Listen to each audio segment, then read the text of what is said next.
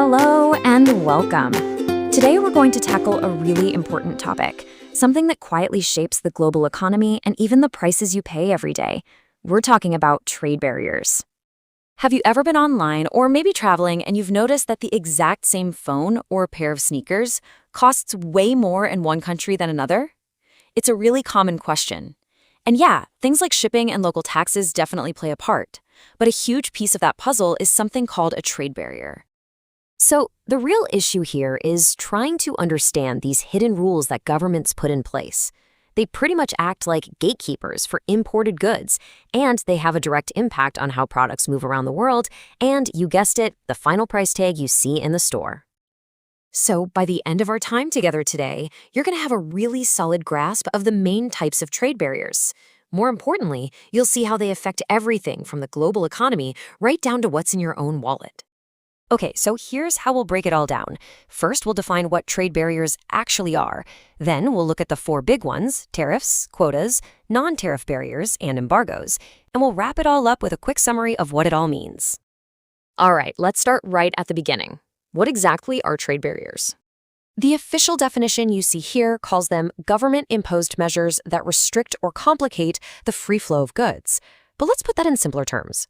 Think of them as the rules of the road that a government sets up for international trade. These rules can be big or small, but their job is to control what comes into and goes out of a country, and they can make trade harder, more costly, or in some cases, stop it altogether. Okay, so let's get into the first and probably the most common type of trade barrier. This is the one you've almost certainly heard about in the news: tariffs. So what is a tariff? Well, it's really just a tax. It's a tax that a government charges on goods that are being imported into the country. A great way to think about it is like an entry fee. For a product made in another country to be sold here, it has to pay this fee at the border. And of course, who ultimately pays that fee? We do, the consumers. That cost gets baked right into the final price, making the imported item more expensive. Now, tariffs are a bit of a double-edged sword. On the plus side, they do two things for the government. They generate money from the tax, and they can protect local companies from foreign competition. But there are some pretty big drawbacks. They obviously make things more expensive for you and me. They can also mess with normal market competition, and they often lead to what's called a trade war, where the other country hits back with its own tariffs. This gets into a really interesting economic idea called deadweight loss. Now, it sounds complicated, but the concept is pretty simple. Imagine a high-quality, cheaper shirt is available from another country. But because of a tariff, it now costs more than a lower-quality shirt made locally. If you're kind of forced to buy the more expensive or lower-quality local shirt, that's an inefficiency. The market isn't working as well as it could, and that gap, that loss of value, is the deadweight loss. All right, so tariffs are all about adding a cost. The next type of barrier isn't about price, it's about numbers. Let's talk about quotas. So if a tariff is a tax, a quota is a limit. It's a hard cap. The government says, okay, this year we will only allow 10,000 foreign cars to be imported. That's it. The best analogy is a strict guest list for a party. Once those 10,000 cars are in, the door is closed for the rest of the year. This automatically creates a shortage, or what economists call artificial scarcity. Why would a government do this? Well, it's usually to protect a really important local industry, like its own car manufacturing or agriculture. But the downside is pretty obvious, right? If people want to buy 20,000 cars but only 10,000 are allowed in, you're going to have shortages. And basic economics tells us that when supply is low and demand is high, prices go way, way up. Okay, our third category is a bit more subtle. It's not as straightforward as a tax or a number limit. These are the non-tariff barriers. So what are these? Think of them as all the other rules and regulations a product has to follow. We're talking about things like safety standards, health certifications, or even specific labeling requirements. For instance, imagine a country passes a rule that all imported toys must be made from a very specific, hard-to-find type of plastic. Even if other plastics are perfectly safe, this rule creates a huge hurdle for foreign toy makers. That's a non-tariff barrier. Now, this is where it gets tricky.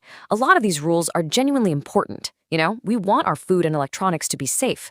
But sometimes these rules can be written in a way that's specifically designed to keep foreign products out, even if they're not dangerous.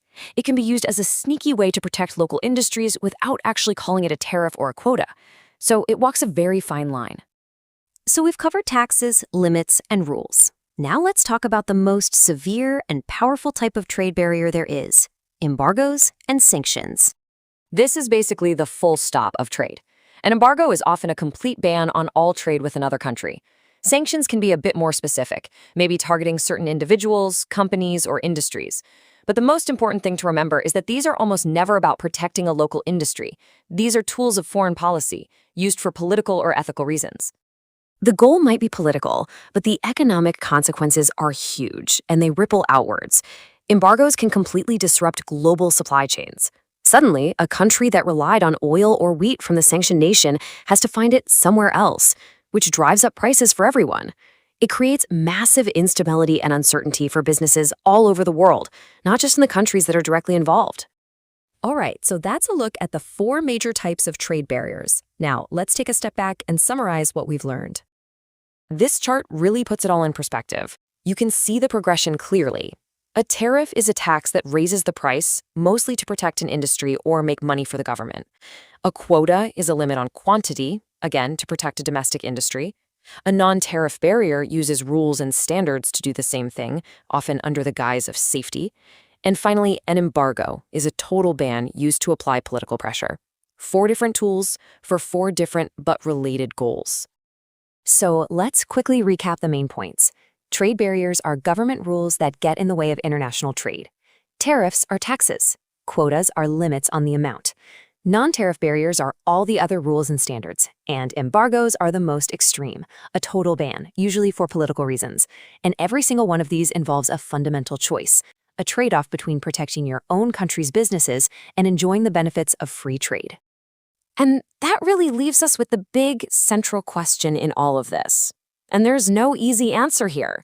It's something governments and economists are always debating. What is the perfect balance? How much protection is too much? At what point do the benefits of lower prices and more choice from global trade outweigh the need to protect local jobs and industries? It's a really tough question, and we genuinely love to know what you think. Please share your thoughts down in the comments section below. Thank you so much for watching. If this was helpful for you, please consider giving the video a like and subscribing for more content that breaks down these important ideas. We appreciate your time, and we'll see you in the next one.